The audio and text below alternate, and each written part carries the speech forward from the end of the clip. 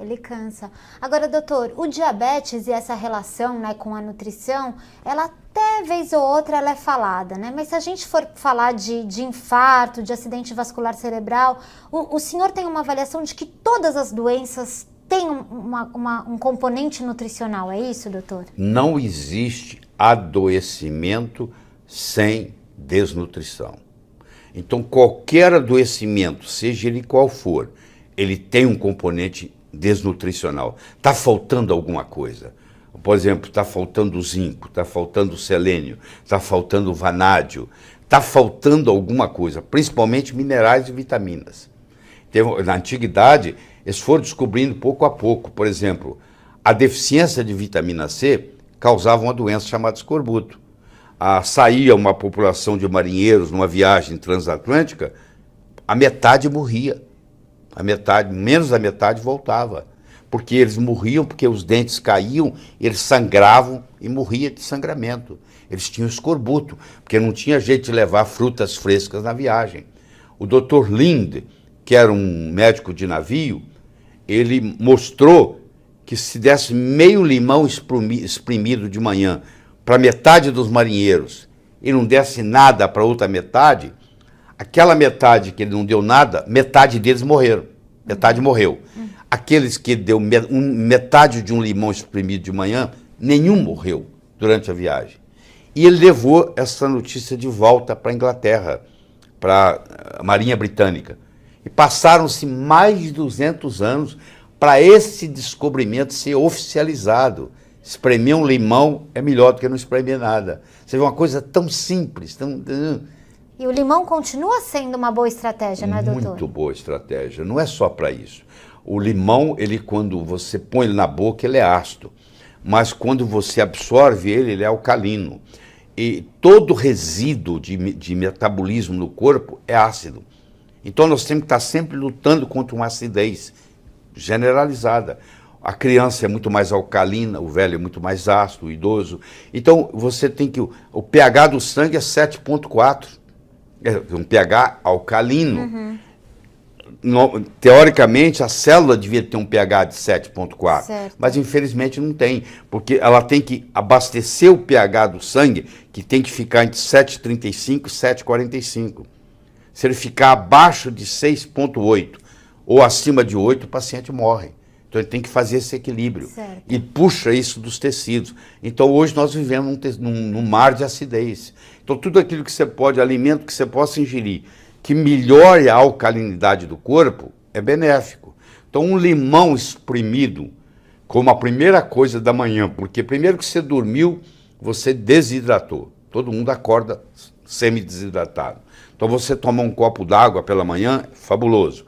Se você toma isso com um limão espremido, além de ajudar na sua parte digestiva, esse limão agora, que tem muitos minerais, esses minerais serão absorvidos e vai equilibrar a parte mineral e vai trazer uma certa alcalinidade. Então não é só pela vitamina C não, que também existe. Mas como o ser humano, e não é tem outros animais também, mas não vamos entrar em detalhe aqui. Como o ser humano não produz vitamina C, se você não ingerir, você fica deficiente dela. Então, um dos fatores de risco para o infarto do miocárdio é deficiência de vitamina C. Tem estudos que o Linus Pauling começou e que o pessoal da Holanda continua, mostrando que um dos principais fatores de risco, que não foi estudado pelo Framingham, mas que é avaliado por cientistas sérios, é que a maioria dos pacientes com infarto agudo do miocárdio tem deficiência da vitamina C. E se eles ingerissem ou uma verdura, uma fruta fresca diariamente, eles não teriam esse problema. O limão, então, poderia ajudar as pessoas a se protegerem contra o infarto, também, correto? Sim. Perfeito, tudo bem. Mas eu tenho muita gastrite, porque aqui pessoas que reclamam de gastrite e refluxo é um monte. Eu tenho muita gastrite, muito refluxo, inclusive sou usuárias dos prazóis da vida, né? Então, não posso tomar limão, é isso? Pode sim, não é isso não. Não é isso não. A azia que você sente não é por excesso de ácido clorídrico, ela é por falta de ácido clorídrico. Isso é um problema muito sério, porque a Zollinger-Ellison, que é o excesso de ácido clorídrico, acontece 1 em 10 mil, que não é o seu caso. Se você tem um processo de azia pós-refeição, se você tem uma azia quando você está dormindo, de manhã cedo acordando, com o estômago vazio, em jejum, é outra história. Mas se você tem a azia depois da refeição, isso está dizendo para o médico que você tem deficiência de ácido clorídrico. Aliás, todo mundo com mais de 40 anos tem uma gastrite atrófica assintomática. Ou seja, todos nós, à medida que vamos envelhecendo, nós vamos diminuindo a quantidade de ácido clorídrico que nós produzimos. Com a diminuição da produção do ácido clorídrico no estômago, o pH do estômago, que devia estar em torno de 1,8, sobe. O subir do pH no estômago fecha o esfíncter pilórico, porque ele é pH dependente, e abre o esfíncter inferior do esôfago, que também é pH dependente. Então há um refluxo. Só que o refluxo é de um estômago que tem um pH de 3, 4 para um esôfago que tem um pH de 7. Então, quando esse 3, 4 cai lá no esôfago, há uma irritação e você sente azia. E você pensa que você está tendo ácido demais. Você está tendo ácido de menos. Então, o omeprazol da vida, todos os prazóis da vida, eles anestesiam o esôfago. Então, a sintomatologia melhora, mas a doença continua. Se não tivesse efeito colateral, tudo bem, mas tem. Leva a câncer de esôfago, leva a perda da libido, leva a depressão.